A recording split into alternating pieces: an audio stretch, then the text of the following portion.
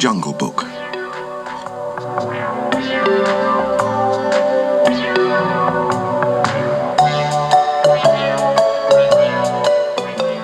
The Man Cub. It was a warm evening in the jungle. In a cave high in the hills, Mother Wolf lay with her 4 cubs playing and tumbling around her. Father Wolf woke from his day's rest, yawned, and stretched his strong legs. It was time to go hunting. Just then, a blood-curdling roar filled the air. The wolves recognized that sound. It was made by a tiger, but not just any tiger. "Shere Khan," cried Father Wolf. "What is he doing in this part of the jungle?" "Shh," whispered Mother Wolf. "I can hear something." She peered out of the cave. There was a rustling of leaves. Mother Wolf stared in amazement. A tiny brown baby was crawling out of the bushes. "Quickly, bring the little one to me," she said to Father Wolf. At once, Father Wolf went to the baby. He picked him up as gently as he would pick up one of his own cubs. He held the baby in his mouth, but didn't even scratch the smooth skin with his sharp teeth. He laid the baby at Mother Wolf's side. The baby sat up and smiled at the wolves. Then he pushed between the cubs to get closer to Mother Wolf. "How soft he is," sighed Mother Wolf, "and not in the least bit afraid of us." Suddenly, the cave went dark. Shere Khan's great head and shoulders filled the entrance. "What do you want, Shere Khan?" asked Father Wolf, standing in front of Mother Wolf and the cubs. "I was hunting a man cub," growled the tiger. "His parents ran off. I saw him come this way. Give him to me." Father Wolf wasn't frightened. He knew that the huge tiger couldn't squeeze into the cave. "The cub is ours now," he replied. "Whoa, how dare you! Give me the man cub!" roared the angry Shere Khan. At that, Mother Wolf sprang forward. Her eyes blazed with anger.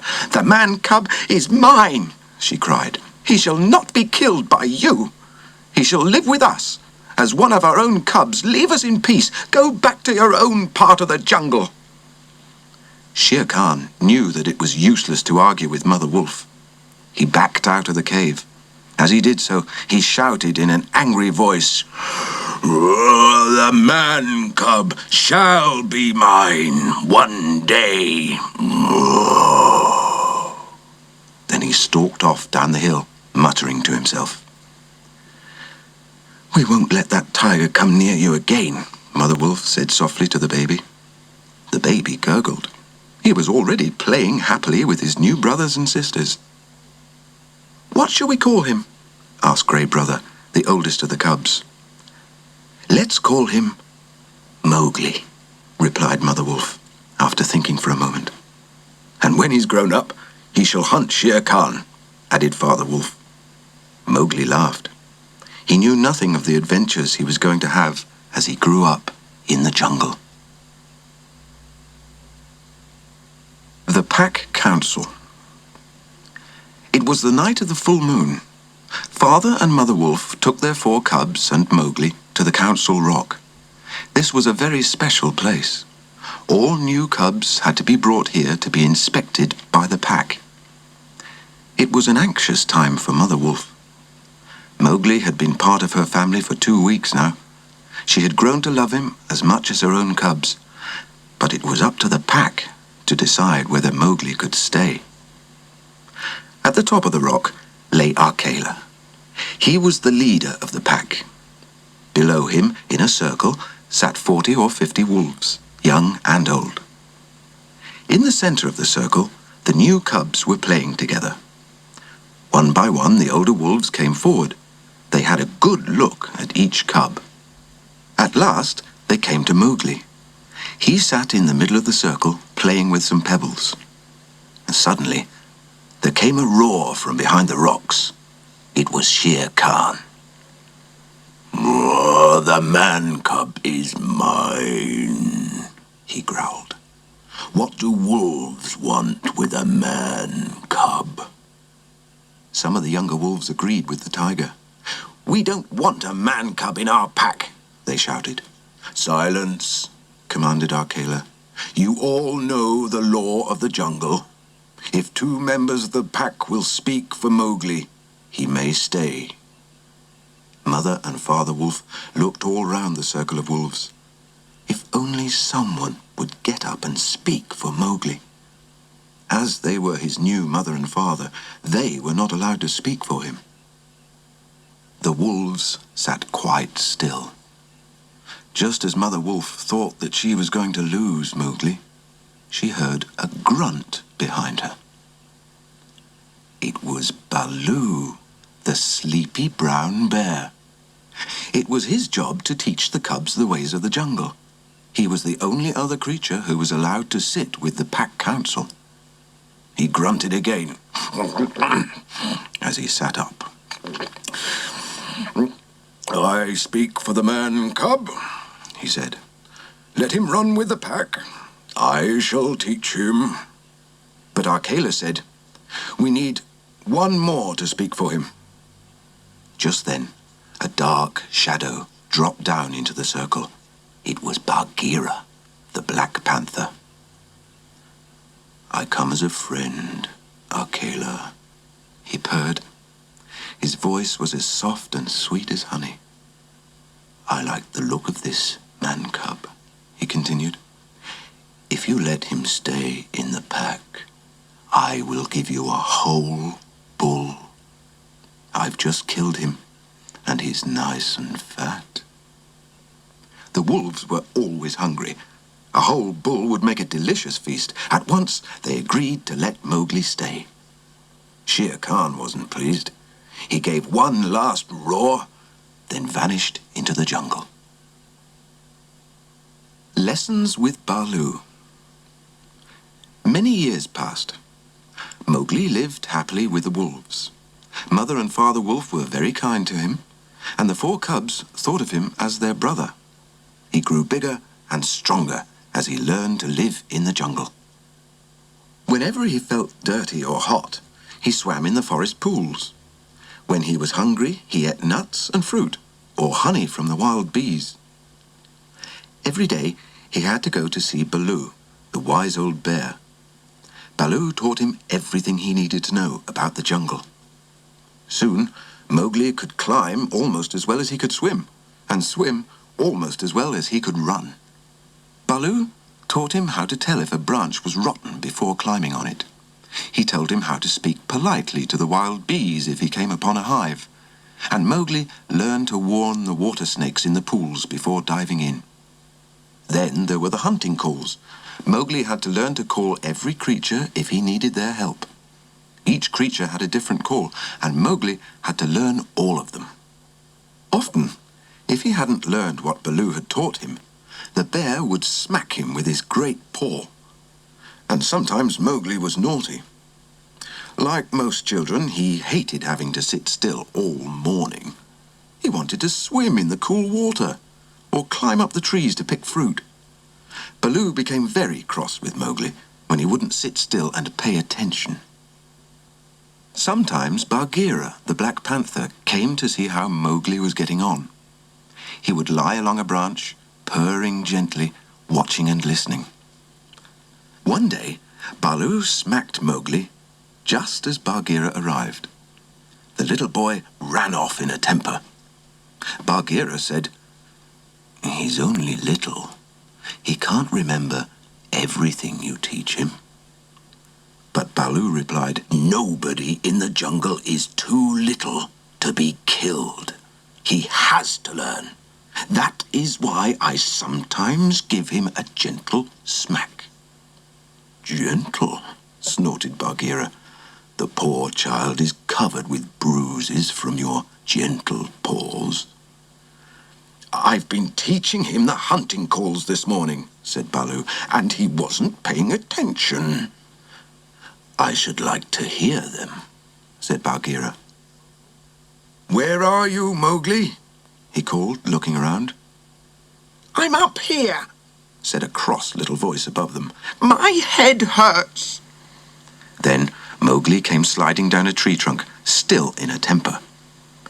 Now, Mowgli, said Baloo in a gentle voice, let Bagheera hear the calls that I taught you this morning. At once, Mowgli's face lit up. He loved showing off. Calls for which creatures? He asked. The jungle has many tongues. I know them all. Very well, then, laughed Bagheera. Tell me how you would call the kite. Without having to think about it, Mowgli put his hand around his mouth. A long, clear sound came from his lips. Very good, said Bagheera. Now, how about the snake? Mowgli gave a long, piercing hiss. Then he kicked his feet up behind and clapped his hands. He jumped onto Bagheera's back and sat drumming his heels against the glossy black skin. How Bagheera and Baloo laughed at the little boy's antics. He had learned the calls perfectly. Baloo puffed up his chest with pride. Bagheera never showed his true feelings, but he was very proud too.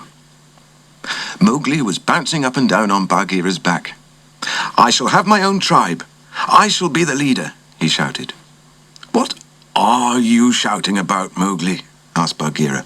Stop jumping up and down and tell us. Mowgli did as he was told. Sometimes, when Baloo smacks me, the monkeys come down from the trees. They look after me. No one else cares about me. He was close to tears. The monkeys, snorted Baloo. They don't care about anyone. They give me nuts to eat, continued Mowgli. They say I shall be their leader one day. They have so much fun, Baloo. Why have you never taken me to meet them? Baloo looked down at him seriously. Listen very carefully to me, Mowgli, he said. The monkeys are not to be trusted. They have no law as we do.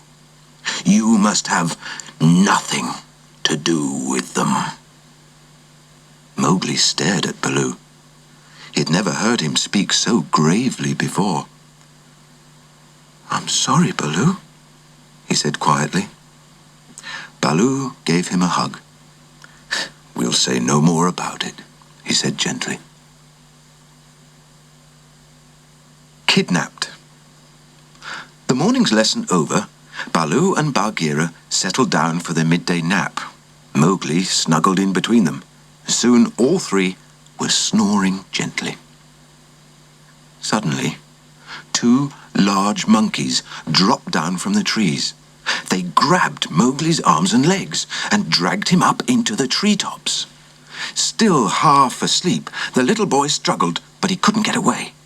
He tried to call for help, but his cries were drowned by the howls of the monkeys. As they carried Mowgli off through the jungle, branches and leaves flashed past, brushing against his bare skin. His face and body were soon covered in scratches. The monkeys had hard little hands. They hurt Mowgli's arms as they pulled him along. As they leapt from tree to tree, Mowgli felt quite giddy. What if the monkeys were to let him fall?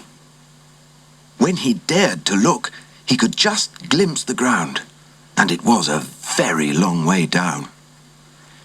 Tears welled up in Mowgli's eyes as he thought of his old friends, Baloo and Bagheera. Would he ever see them again? Just then, the monkeys stopped to have a rest. Mowgli found himself at the top of a very tall tree. The jungle stretched out around him like a vast green ocean. And there, in the blue sky above, was Chill, the kite. Mowgli took a deep breath. Then, in a loud, clear voice, he made the kite call which Baloo had taught him that very morning. At once, Chill flew down to see what was the matter. Please help me, Chil, cried Mowgli. Find Baloo and Bagheera. Tell them where I am. Before Chil could reply, Mowgli was pulled back into the depths of the jungle. The Cold Lairs. When Mowgli was snatched away by the monkeys, Baloo and Bagheera tried to follow, but it was hopeless. They couldn't swing from tree to tree like monkeys. Poor little Mowgli, cried Baloo, staring up helplessly into the treetops. What are we to do? I have an idea, said Bagheera. We shall ask Kaa, the rock python, to help us to find Mowgli. He's the monkeys' greatest enemy. They're more frightened of him than of any other creature. Baloo thought that was an excellent idea. They set off at once. They found Kaa stretched out on a warm rock. He had just changed his skin. His splendid new coat glistened in the midday sun. When he heard what had happened, he was only too happy to help. But where should they start looking for Mowgli? Just then, a voice called out, "Baloo! Baloo, look up!" And there above them was Chil the Kite. "I have seen the man-cub," he cried. "The monkeys are taking him towards the Cold Lairs." Then he flew back to his roosting place. Baloo looked at Bagheera in horror. The Cold Lairs. None of the jungle creatures dared go there, except the monkeys. It had once been a great city, built around a splendid palace. Now it was no more than ruined houses and dark streets. Some said there were ghosts. The monkeys loved to play up and down the streets, pretending to be the kings and queens who had once lived there. "It will take until this evening to reach the Cold Lairs," said Kaa. "We must go at once." Kaa and Bagheera set off first. Baloo followed as fast as his old legs could carry him. Meanwhile, in the Cold Lairs, Mowgli was left to wander among the ruined houses. It had been a long day, and he was very tired, but the monkeys would not let him sleep. He was very hungry too, but the monkeys kept forgetting to bring food for him. When he tried to escape, they put him in a marble summer house. It was full of snakes, but Mowgli remembered the snake call. As soon as the snakes heard him, they knew he was a friend, so they didn't bite him. Mowgli peeped through a hole in the wall. By the light of the moon, he could just see the monkeys. They were sitting on terraces around the summer house. Each monkey took it in turn to stand in the middle and speak. Only a few of the other monkeys listened. Most of them whooped and whistled, or threw twigs and pebbles at one another. Just then, the moon was hidden by a large cloud. In the darkness, a black shadow moved silently towards the terraces. Suddenly, the shadow started hitting out with sharp, powerful claws. There was a terrific screeching and howling as monkeys were thrown in all directions. Mowgli could hardly believe his eyes. What was happening over there? Rescued. A minute later, the cloud moved across the sky. Mowgli saw at once that the dark shadow was Bagheera. Then he gasped as he saw about 20 or 30 monkeys jumping on top of the panther. Bagheera could hardly move. The monkeys were biting, scratching, pulling him down. Mowgli shouted at the top of his voice, "Go to the water, Bagheera! The water!" Bagheera must have heard him above the noise. With all his strength, he struggled towards a small pond nearby. As soon as he splashed into the water, the monkeys jumped off his back. They hated getting wet. They danced up and down, waiting for Bagheera to come out of the water. Mowgli wondered what would happen next. Even the powerful Bagheera could not fight off the monkeys. And where was Baloo? Surely Bagheera had not come alone. Then Mowgli heard a low, rumbling roar. There was a clatter clattering of stones. Then Baloo heaved himself over the ruined city wall. "I'm here at last, Bagheera," he shouted. He flung his great furry body at the crowd of monkeys by the pond. His paws flew around him, sending the monkeys flying through the air. He grabbed 4 or 5 at a time and crushed them in a bear hug. But more and more monkeys appeared. They threw themselves onto his huge back. To Mowgli's horror, he saw that they were pulling Baloo down to the ground, just as they had pulled Bagheera down. Suddenly, there came a sound which made everyone's hair stand on end. It was a long, low hiss that could come from only one creature.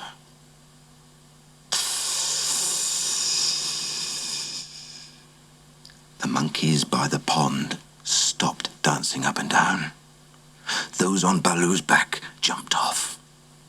They all stared in terror as Kaa, the rock python, their deadliest enemy, came towards them. He was like a huge battering ram. The whole city seemed to shake. Screeching and howling, the monkeys were thrown this way and that.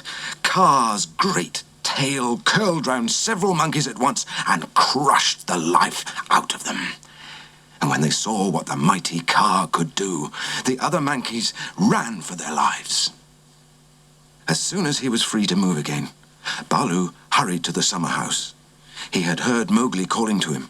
With one blow of his paw, he broke down the door. Mowgli threw his little arms round the great bear's neck. "Poor Baloo," he exclaimed. "You're covered in bites and scratches."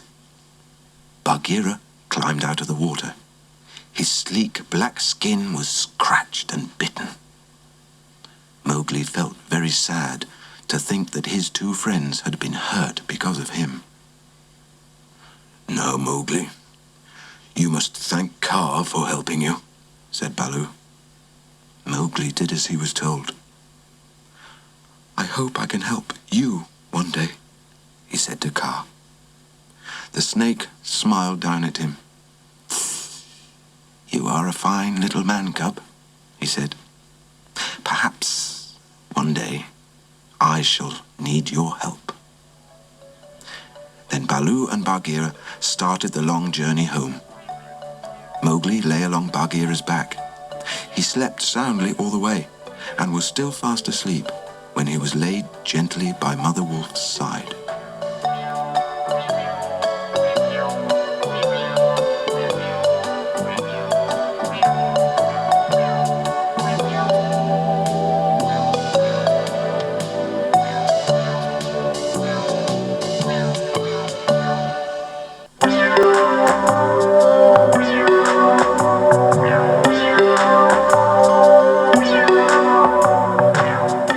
The Red Flower.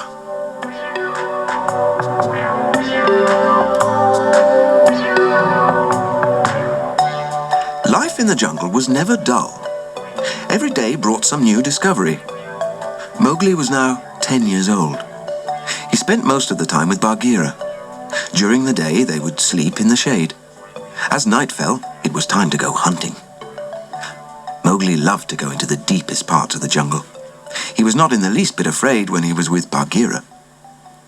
But although Mowgli was very happy, Bagheera was worried. He had noticed that Shere Khan was spending more and more time with the young wolves in the pack. Akela, their leader, was getting old. Soon it would be time for a younger wolf to take his place. Once Akela was no longer there to protect Mowgli, the wolves would drive him out of the pack. Bagheera tried to explain this to Mowgli. "But why should the wolves want to drive me away?" asked Mowgli. "I've lived in the jungle all my life. I've obeyed the laws of the jungle, and it's to me the wolves come to have thorns pulled from their paws. Surely they are my brothers." Bagheera stretched out his neck. "Little brother," he said, "feel under my chin." Mowgli did so. Just under Bagheera's jaw, he felt a bare spot where there was no black hair. I have that bear mark because for many years I had to wear a collar. The collar rubbed the hair away. No one in the jungle knows about it. I was born in a cage in the king's palace. My mother died there. I escaped and came to live in the jungle, but because I have lived among men and I know their ways, I am feared by all the creatures of the jungle. Even Shere Khan fears me. Yes, said Mowgli, all except me. I do not fear you. No, replied Bagheera, you do not fear me. You are a man cub. And just as I came back to the jungle to live, so you must return to the world of men. They are your real brothers. If you don't go back, you may even be killed at the next pack council. But why should the wolves want to kill me? Asked Mowgli, still puzzled. Look at me, said Bagheera. Mowgli looked straight into Bagheera's eyes. The panther had to turn his head away. That is why, he said. Not even I can look into your eyes, and I was born among men. The others hate you because of your eyes. They hate you because you can think for yourself. Most of all, they hate you because you are a man. Mowgli felt a lump rising in his throat. What must I do? He asked, his voice trembling. You must go down to the village. Men grow a red flower there. Take some of it. Then the wolves will not come near you. Mowgli knew what the red flower was. It was the name jungle creatures gave to fire. He wasn't afraid of it. He went down the hill to the village. There he saw a little girl holding a small pot full of red-hot coals. He ran up to her and snatched the pot away. Then he hurried back to the jungle. He knew that he had to feed the red flower with dry leaves and twigs, or it would die. All day long, Mowgli sat in the cave, feeding the red flower.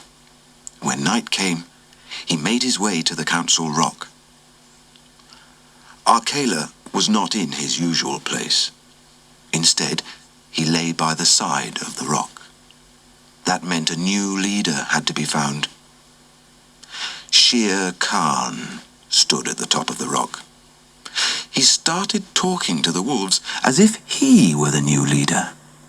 At once, Mowgli jumped up beside him. "Why let a tiger lead you?" he cried. "Wolves should be led by a wolf." At that, the younger wolf shouted, "You're a man cub! What right have you to stand on the council rock?" "Let me take the man cub," growled Shere Khan. Akela lifted his head.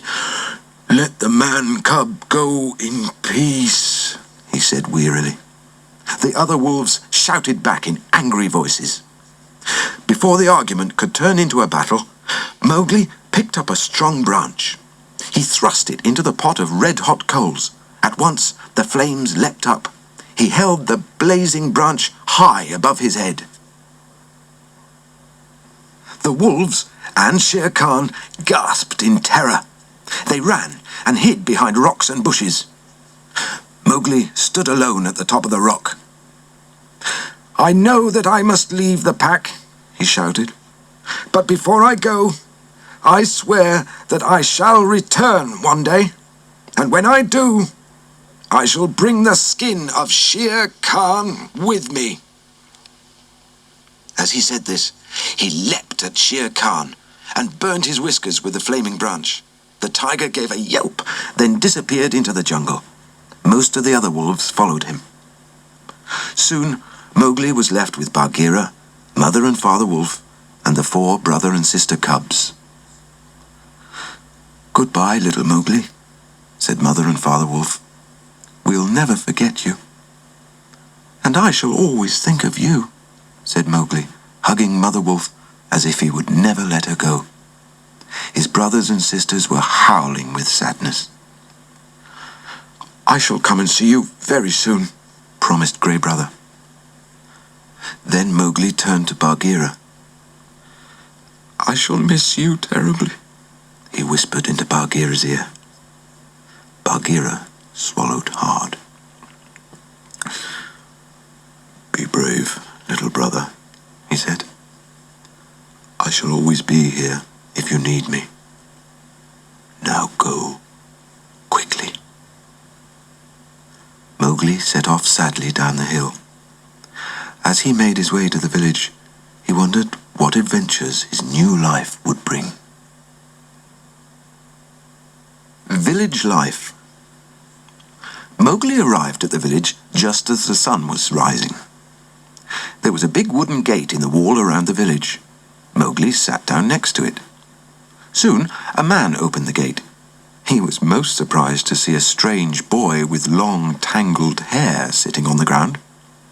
Mowgli opened his mouth and pointed to it. He was hungry, but he didn't know how to speak to the man. He knew only how to speak to the jungle creatures. The man stared at him, then ran back into the village. He returned with a fat man dressed in white. The fat man had a red mark on his forehead. He was the head man. Soon everyone had come out of their houses. They stood round Mowgli, talking and pointing at him. Then one woman said Mowgli must be her long-lost son. He had been taken by a tiger when he was very small.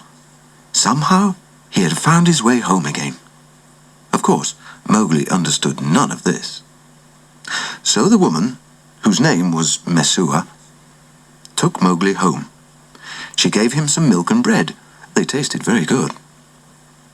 Mowgli looked around him. He couldn't remember being in a house before. Messua pointed to a chair. "Chair," she said. At once, Mowgli repeated the word. Then Messua went around the house telling Mowgli what everything was called.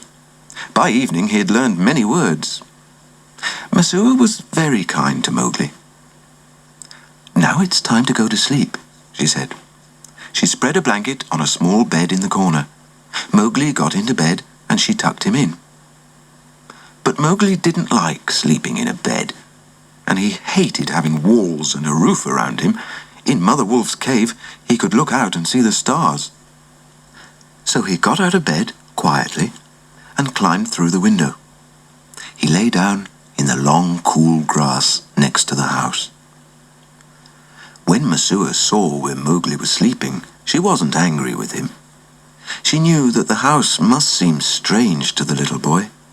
He had been in the jungle for such a long time.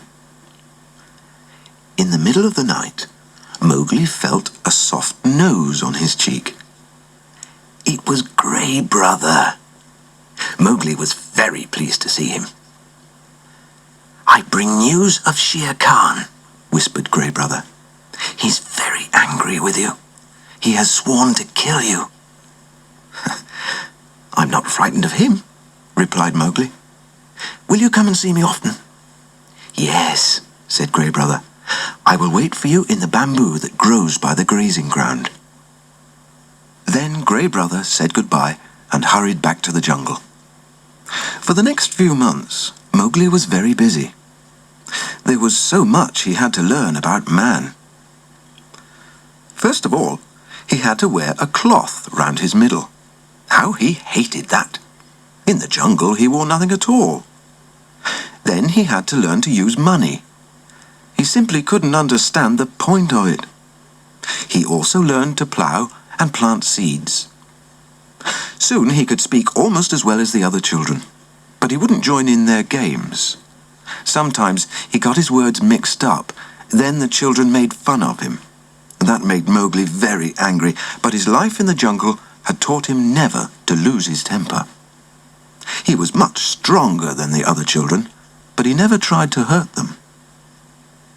One day, headman told Mowgli that he was to take the cattle and buffaloes to the grazing ground. Then he was to look after them all day while they grazed. Mowgli was pleased.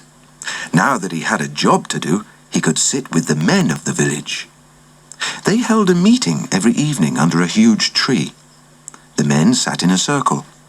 It reminded Mowgli of the pack council. One of the men, Buldeo, was the village huntsman. He sat with his gun across his knees and told tales of ghosts and goblins and of strange happenings in the jungle. The men's eyes nearly popped out of their heads as they listened to him, but Mowgli knew that such stories were not true. He wanted to laugh out loud when he heard them, but he knew better than to say anything. The grazing ground. The next morning, Mowgli climbed onto the back of Rama, the great bull. The herd followed as he made his way to the grazing ground. It was always the children's job to look after the herd. They were quite safe, so long as they stayed close to the animals. Sometimes a child would wander from the herd to chase a lizard or pick flowers. Then he might be carried off by a tiger. Mowgli saw Grey Brother waiting for him in the bamboo at the edge of the grazing ground. "It's good to see you again, brother," said Mowgli. They talked happily for a while. Then Grey Brother went back to the jungle. The cattle moved around slowly, munching grass or lying down. The buffaloes preferred to wallow in the muddy pools, their noses just above the water. The children liked to lie in the shade and play with pebbles or weave baskets out of grass. They sang songs and made mud pies. When they felt tired, they took turns to sleep. As the sun began to set, the children called the herd together. Then, as darkness fell, they went back to the village. The days spent at the grazing ground were always the same. How Mowgli missed the excitement of the jungle. Tiger, Tiger.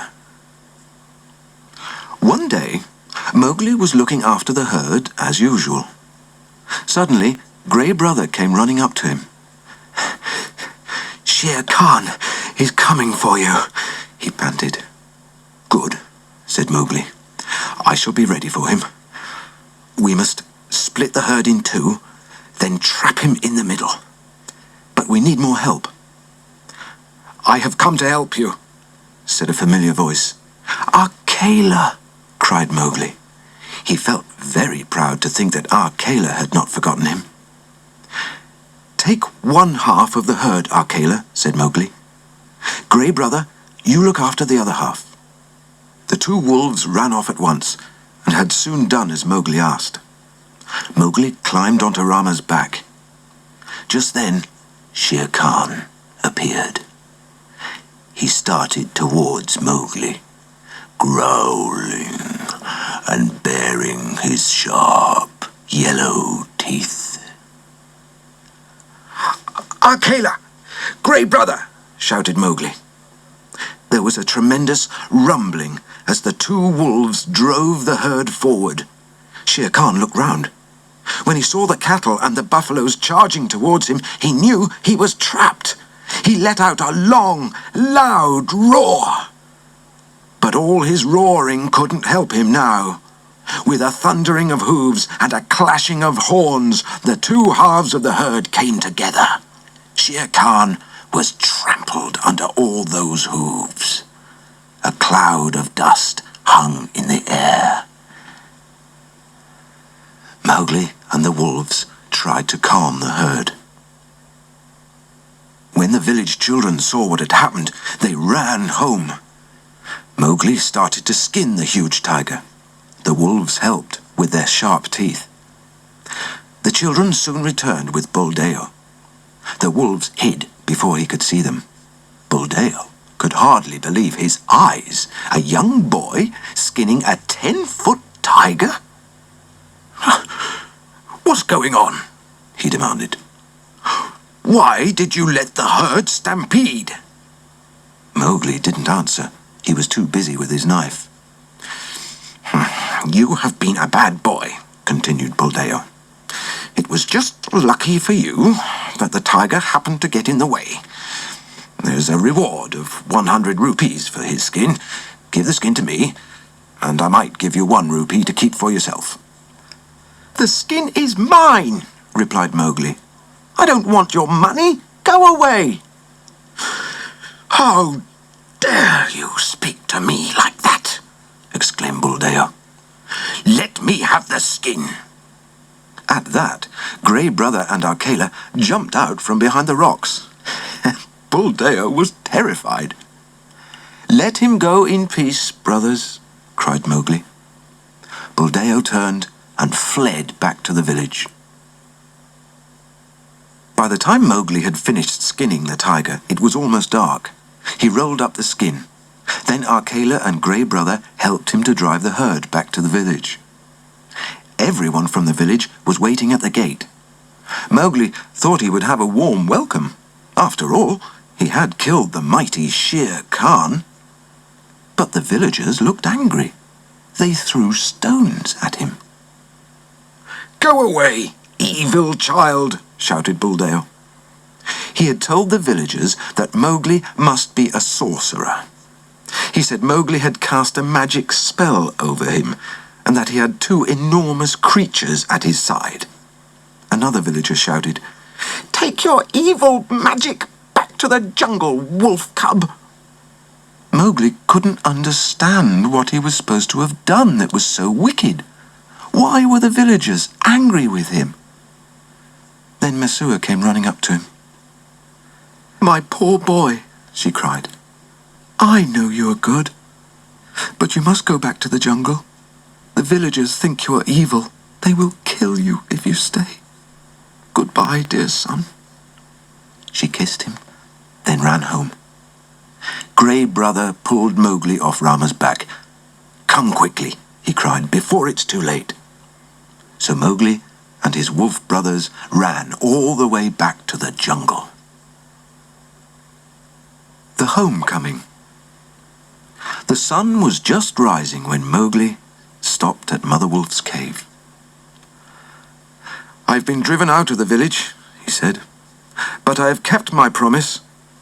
And he laid Shere Khan's skin at Mother Wolf's feet. "I knew you would return one day," she said, with tears of happiness in her eyes, "and that you would kill Shere Khan." Then they all climbed up to the council rock. Mowgli spread out the huge tiger skin. Akela lay down on it. Then he called the whole pack to the rock. Mowgli stood at the top, next to Akela. "I have come back," shouted Mowgli. "and I have kept my promise to kill Shere Khan." One old wolf called out, "Lead us again, Akela. Lead us, man-cub." "Yes, yes," called the other wolves. "Let Akela and the man-cub be our leaders." "No," replied Mowgli. "I thought you were my brothers, but you drove me away. I thought the villagers were my brothers. They drove me away too. I shall hunt alone from now on." "I will hunt with you," said Grey Brother. "And don't forget us, little brother," said Baloo. "Yes," agreed Bagheera. "We will always be there when you need us." So Mowgli and Grey Brother left the council rock and lived happily in the jungle from that day on.